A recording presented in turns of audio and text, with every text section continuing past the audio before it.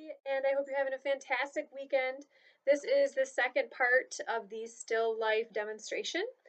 Today I'm going to be blocking out some painting, getting some color down on the canvas, just the general base colors to start out with, and then I'm going to go back and add a bunch of detail after it dries a little later. So I have my cloth that I use to clean my brush. I have my paintbrush here. My dog chewed the handle, but I love this brush so much I use it all the time. It's my go-to. And I have my cup of water, and I also have my three primary color paints right here in acrylic, and I also have black and white for tints and shades. So I'm going to squirt my primary colors on my painting palette, which I also have. And I'm just going to squirt like quarter size blobs of paint. So I just squirted that blue right there. I'm not very big to start out with because I can always put more on the palette. I can never really put the paint back in the tube. So it's good to start out with just a bit. And a little goes a long way too, you'll be surprised. Okay, so now I have my primaries on my palette, and I'm also going to put a little white and black on there too in case I want to make a color a little lighter. Remember, with my primary colors only, I can mix any color with those. So I can mix green and purple and orange and red orange, blue green, all sorts of good stuff with that, with just those three colors. Okay, so first things first, I want to make sure that I get my hair wet on my paintbrush. I'm going to give it a little bit of a shower in my painting cup. And then I'm going to take that wet brush and just dry it, just dab it a little bit on my towel or my drying rag. And then what I'm going to do is I'm going to look at my still life and decide, well, I've already done this. I've decided what color scheme I'm going with. I'm going to go with an abstract color scheme. I don't want to do realistic. I don't want to do the true colors of what they really are.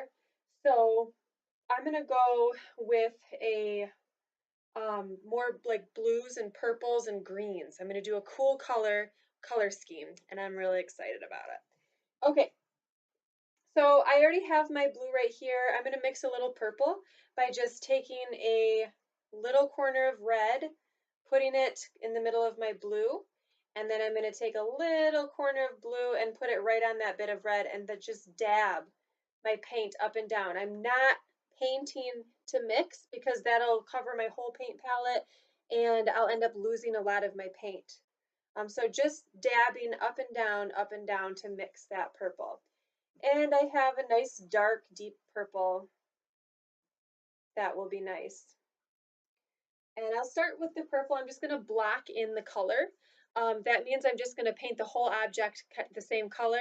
And then I'm going to go from there, bringing out the shadows and the highlights of the object. So I'm going to start by painting this tall vase-like thing. Okay.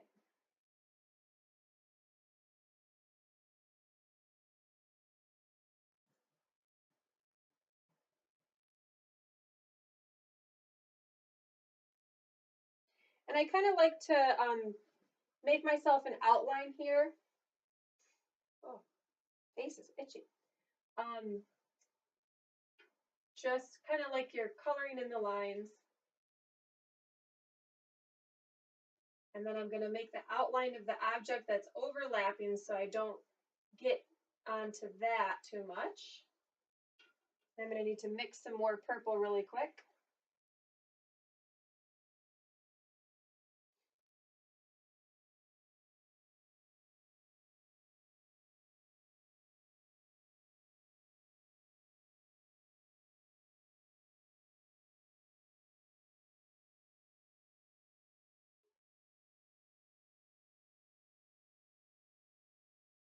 Just blocking in that paint, blocking in that color. The reason why I like this paintbrush so much is because it can make a thick line. I'm just going to do it down here. It can make a thick line like that. And it can also make a really thin line if you use the very pointy part of the brush. And I can make a nice thin line like that. So it has really great variety on one of these flat brushes.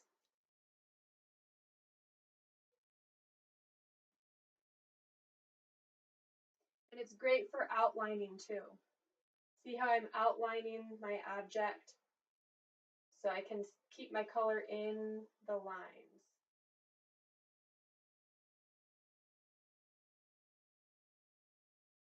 All right. So I've blocked in my purple color. Now I'm going to move on to my next color. What I'm going to do with this paint on this brush is I'm going to wash it off. I'm going to give my paintbrush a nice little wash of its hair, and I'm going to paint. What I'm doing is I'm washing it in my cup, and I'm not just getting it wet. I'm painting the bottom of my cup. I'm actually like pushing down on it, not too hard where I'm going to break the paintbrush, but I'm pushing down on it like I'm painting the bottom of the cup. And then once I do that, I'm going to just go ahead and dry it on my cloth, and my brush is clean and ready for a new color. And I'm just going to do a straight blue for the next color. I'm not going to mix the blue. I have my blue.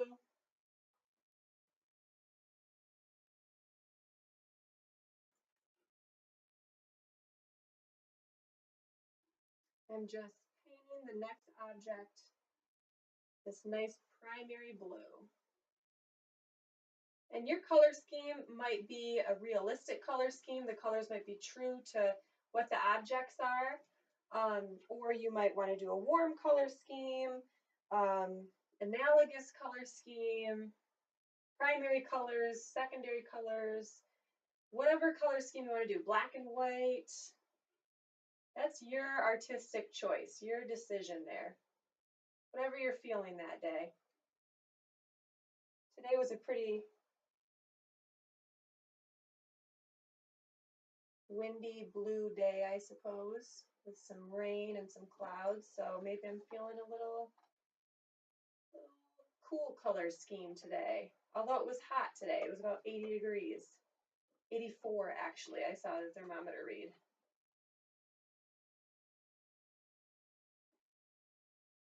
So once again, I'm able to use this brush with making thin lines, thick lines. Love this brush. Okay, so I've blocked in my colors for my lamp. Awesome. And I'm ready to mix for my next color. Now the next color I'm going to mix green. I already have solid blue on my brush and I need blue for green, so I'm not going to bother washing it off. I'm just going to scoop a little bit of this blue, find a new spot on my palette, and then I don't want to mix the blue into the yellow. I want to clean my brush for that. So I'm cleaning my brush again so that I can scoop up some yellow paint, drying it off, getting all that water out. And then I'm just taking my brush and I'm literally just scooping up paint on the corner of my brush, just like that. And then again, I'm just dabbing it up and down, dab, dab, dab, dab, to mix it. I am not brushing, I'm not painting my palette because that's gonna just paint my palette. It's gonna lose a lot of paint. So I have a nice green there, and I'm gonna go ahead and paint the next object green.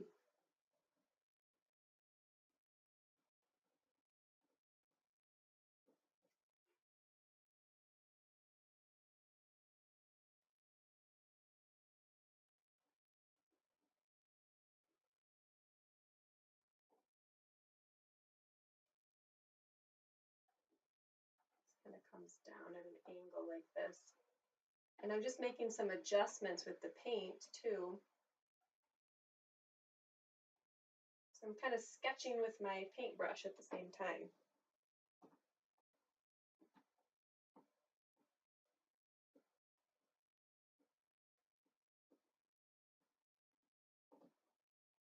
All right, so I have my cool little water holder there.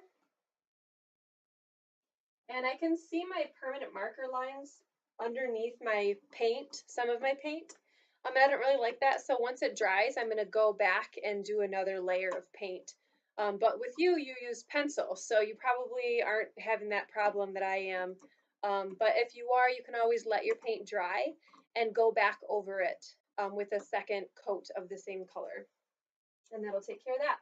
Now for the next object, the drum, trying to think on what color I want to do that. I've got my purple, blue. I might make it another blue, but this time I'm going to make it a little lighter blue. I'm going to add a little white to my blue. So again, I'm going to wash my brush off because there's green on it. Painting the bottom of the cup, getting all that paint out of the bristles, dabbing my cloth to dry, and then I'm going to just mix the white right into my blue because I don't have a lot left. I'm going to use the rest of it for the drum. So I'm just taking a little bit of white at a time and just dabbing it into my blue to see how I like that lightness. And I like it. It's just a bit lighter than the other blue. I don't want it too light because I still want to go back and add like highlights to the drum. So I've got my blue, just gonna lay that paint on.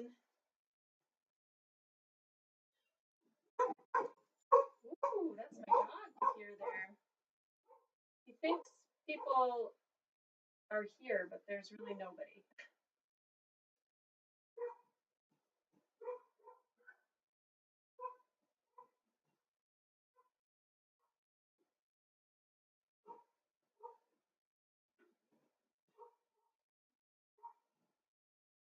He probably just heard me painting something.